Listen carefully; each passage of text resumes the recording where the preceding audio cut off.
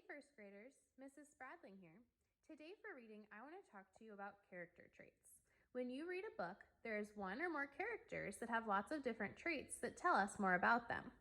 These character traits can be on the outside and the inside too. The outside character traits mean that they are things that you can see about the character. For example, this character has brown hair, is tall, has brown eyes, boots, shorts, and a green shirt. We can see all of those things about this character. He also has things about him that we cannot physically see with our eyes. These are called inside character traits. These inside traits, although you cannot see them, you can often tell by what you read in the book. They can be feelings, actions, thoughts, or words that the character says and does. These personality traits are what we learn based on what the character says, does, thinks, or feels. Today, we are going to be reading the book Lily's Purple Plastic Purse, and Lily is our main character in this book. We're going to read it through and really pay attention to the different things that Lily wears, or says, or does, so we can talk about her character traits when we're done. Lily's Purple Plastic Purse. Lily loved school. I love school! She loved the pointy pencils, she loved the squeaky chalk, and she loved the way her boots went clickety-clickety-click down the long, shiny hallways. Lily loved the privacy of her very own desk. She loved the fish sticks and the chocolate milk every Friday in the lunchroom. And most of all, she loved her teacher, Mr. Slinger. I can already think of a few things that I've learned about Lily so far that are part of her character traits. Can you? Mr. Slinger was as sharp as a tack. He wore artistic shirts, he wore glasses on a chain around his neck, and he wore a different colored tie for each day of the week.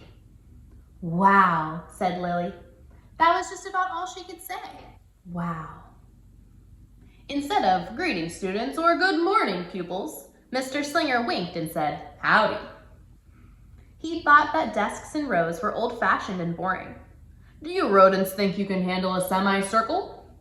And he always provided the most tasty snacks, things that were curly and crunchy and cheesy. I want to be a teacher when I grow up, said Lily. Me too, said her friends, Chester, Wilson, and Victor.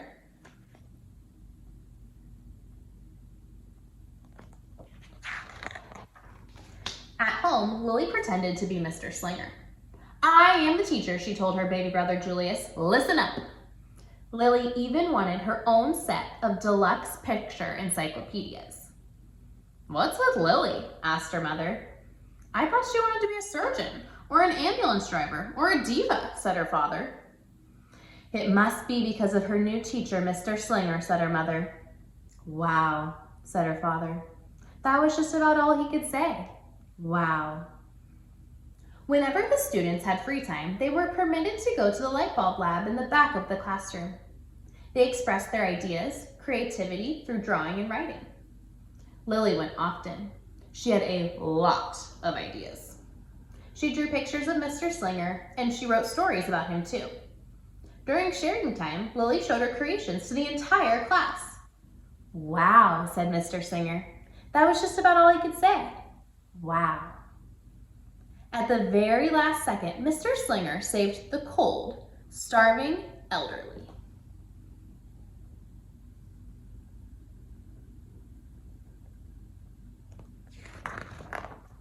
When Mr. Slinger had bus duty, Lily stood in line, even though she didn't ride the bus. Lily raised her hand more than anyone else in class, even if she didn't know the answer. And she volunteered to stay after school to clap erasers. I want to be a teacher when I grow up, said Lily. Excellent choice, said Mr. Slinger. One Monday morning, Lily came to school especially happy. She had gone shopping with her Grammy over the weekend. Lily had a new pair of movie star sunglasses, complete with glittery diamonds and a chain like Mr. Slinger's. She had 3 shiny quarters. And best of all, she had a brand new purple plastic purse that played a jaunty tune when it was opened.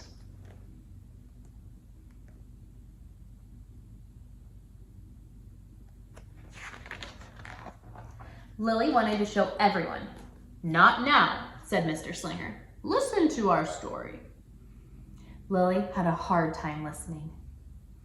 Lily really wanted to show everyone. "Not now," said Mr. Slinger. "Let's be considerate of our classmates."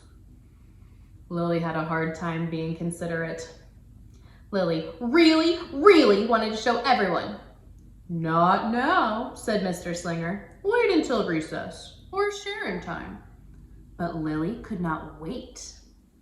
The glasses were so glittery, the quarters were so shiny, and the purse played such a nice music, not to mention how excellent it was for storing school supplies.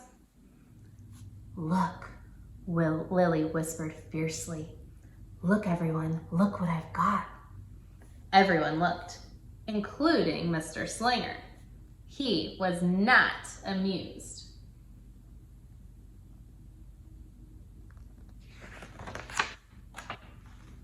"I'll just keep your things at my desk until the end of the day," said Mr. Slinger. "They'll be safe there, and then you can take them home." Lily's stomach lurched. She felt like crying.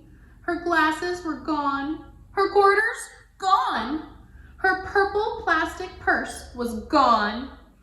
Lily longed for her purse all morning. She was even too sad to eat the snack Mr. Slinger served before recess. That afternoon, Lily went to the light bulb lab. She was still very sad. She thought and she thought and she thought. And then she became angry. She thought and she thought and she thought some more. And then she became furious. She thought and she thought and she thought a bit longer. And then she drew a picture of Mr. Slinger. Big, fat, mean Mr. Slow-stealing teacher. Right before the last bell rang, Lily sneaked the drawing into Mr. Slinger's book bag.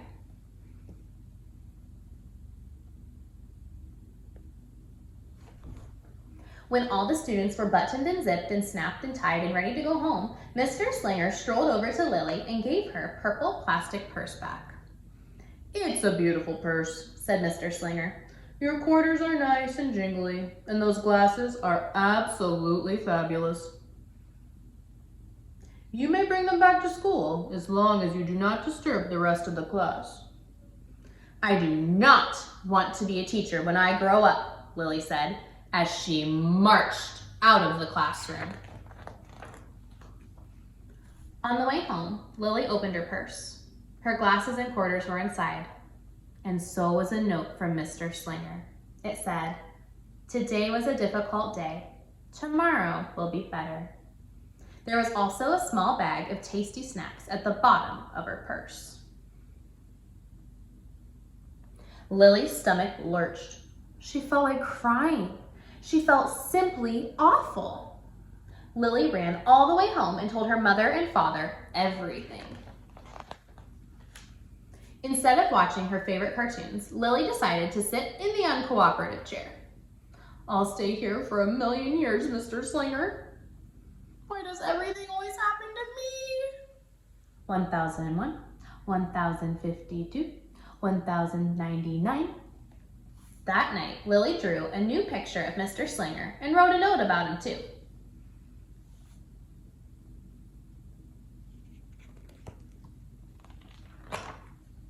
Lily's mother wrote a note, and Lily's father baked some tasty snacks for Lily to take to school the next day. "I think Mr. Slinger will understand," said Lily's mother. "I know he will," said Lily's father. The next morning, Lily got to school early. "These are for you," Lily said to Mr. Slinger, "because I'm really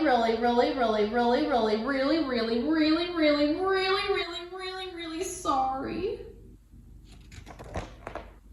Mr. Slinger read the story, and he looked at the picture, and he read the note, and he sampled the snacks. "Wow," said Mr. Slinger. was just about all he could say was wow. What do you think we should do with this? Asked Mr. Slinger. Could we just throw it away? Asked Lily. Excellent idea, said Mr. Slinger. During sharing time, Lily demonstrated the many uses and unique qualities of her purple plastic purse and her shiny quarters. Her glittery movie star sunglasses were a hit. Then she did a little performance using them as props. It's called an interpretive dance, said Lily. Mr. Slinger joined in. Wow, said the entire class. That was just about all they could say. Wow. Throughout the rest of the day, Lily's purse and quarters and sunglasses were tucked safely inside her desk. She peeked at them often, but did not disturb a soul. Right before the last bell rang, Mr. Slinger served Lily snacks to everyone's delight. What do you want to be when you grow up? Asked Mr. Slinger.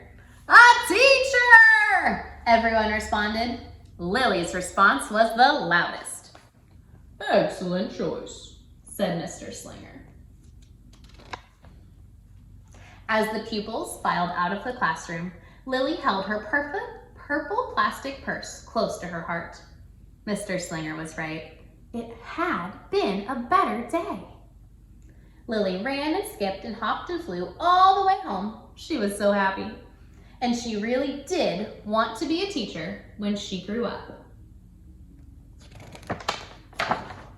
That is, when she didn't want to be a dancer, or a surgeon, or an ambulance driver, or a diva, or a pilot, or a hairdresser, or a scuba diver. So first readers, Lily was our main character in this book. That means the story was mostly about her. Lily has character traits too. She has outside character traits that we can see, and she has inside character traits because the author told us her thoughts and her feelings. I'm going to show you a couple different things that I came up with while I was reading the book. So Lily's outside character traits, that means what we can see. We can see that she carries a purse. We could also see that she wears red boots. And I know this because in the pictures, she's wearing red boots and she's carrying her purse. Things that we cannot see with our eyes, but what the author told us are things that Lily thinks or feels or does. One thing that I know about Lily's inside character traits is that she's impatient. Impatient means that you have a hard time waiting. I know that Lily is impatient because when her teacher asked her to wait and share her new things to their class during recess, she couldn't do it and she shared them anyways. Another thing that I know about Lily that we cannot see with our eyes is that she loves her teacher. And I know this because the book told us how she feels about her teacher, both at the beginning and at the end. I want you to think about some more character traits that we learned about Lily from this book. I can think of a lot. I know you can too. So remember, I want you to tell me 2 character traits about Lily. 1 from the outside, what we can see about her, and 2 from the inside, what we know about her from the book that we read. I can't wait to see your character traits that you come up with.